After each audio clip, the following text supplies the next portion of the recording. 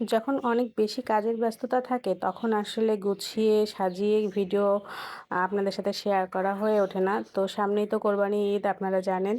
তো অনেকগুলো ড্রেসের অর্ডার আছে। তাড়াহুড়ো করে শুধু কাজ করছিলাম, ওয়াশ আয়রন করছি, ভাঁজ করে প্যাক করছি পার্সেলের জন্য। তো আজকেও এরকম ২ টি ড্রেস আমি পার্সেলের জন্য রেডি করছিলাম। তো এই মুহূর্তে আমার মেয়ে চলে এসেছে। বলে, "সবসময় তুমি র‍্যাপিং করো, আজকে আমাকে র‍্যাপিং করতে দাও।" তো আমিও আসলে পছন্দ না হলেও তাকে ধরিয়ে দেখিয়ে দিচ্ছিলাম যে কিভাবে ড্রেসগুলোকে আমি প্যাক করে দিই, পার্সেল রেডি করি। তো সেও আ আমার দেখাদেখি করছিল। আবার আমি বারবার ঠিক করে দিচ্ছিলাম দেখে সে আমাকে বলছে, "তাহলে তুমি যদি ঠিক করবা তাহলে আমাকে কেন ডাকলে?" তো আমি বললাম, "তুমি তো সবসময় করতে চাও।" তো এইভাবেই খুনসুটি করতে, করতে মা-মেয়ে ২ টি পার্সেল রেডি করে ফেললাম। আর ড্রেসগুলো কেমন হয়েছে অবশ্যই কিন্তু জানাবেন।